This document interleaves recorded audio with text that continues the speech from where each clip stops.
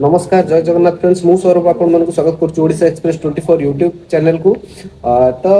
OPSC रो हमर गोटे notification बाहर छी जोटा कि हमर असिस्टेंट एग्जीक्यूटिव इंजीनियर एडब्ल्यू रो तो टोटल नंबर्स ऑफ वैकेंसी मु फास्ट कहि दउछि तो टोटल नंबर्स ऑफ वैकेंसी अछि 46 जोथरे कि वुमेन कैंडिडेट अछि 15 तो आपे क्वालिफिकेशन रहउछि हमर ग्रेजुएशन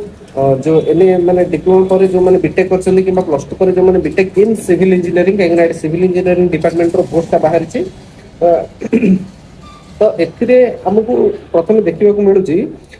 एप्लीकेशन डेट केबेरु केबे पर्यंत आपण माने अप्लाई करि परिबे तो एप्लीकेशन डेट ता होची मु कहि दोची लिंक स्टार्ट हे जिवो हमर 11/8/2026 बा ए अगस्त 11 रो स्टार्ट हे जिवो जोटा कि सेप्टेम्बर 11 तारिख बा 11/9/2026 रे एटा ऑनलाइन एप्लीकेशन क्लोज हे जिवो ओके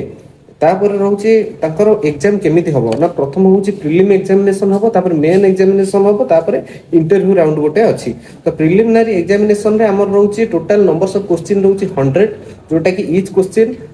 1 मार्क तापर तार माइनस मार्किंग रहउची 0.25 बा हमर चारिटा भूल रे 1 मार्क कटिबो ओके तापर गला सेकंड स्टेज मेन एग्जामिनेशन रे हमरो टोटल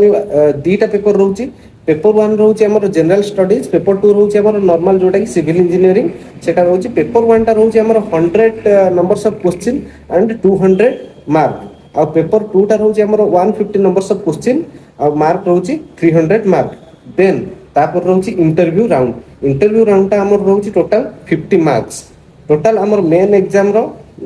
मार्क्स टोटल होची 550 जोटा कि हमर प्रिलिमिनरी एग्जामिनेशन रे 100 मार्क आ तापरे मेन एग्जामिनेशन रे 550 मार्क तो आपण माने ओपीएससी वेबसाइट को जानतु विजिट करंतु जो माने भी डिप्लोमा पर किबा प्लस 2 पर जो माने बीटेक करछन जो माने ऑलरेडी ग्रेजुएशन कंप्लीट हेची तो आपण माने जाई कि विजिट करंतु जोटा कि एचएनडीयूटी डिपार्टमेंट रे हमर जोटा एडब्ल्यू बाहर छी सिविल इंजीनियरिंग डिपार्टमेंट रे तो आपण माने अप्लाई करबा स्टार्ट करंतु माने लिंक जते बेले जनरेट हे जिवो तो आपण मानको समस्त को मो तरफ ऑल द बेस्ट रहिली जय जय।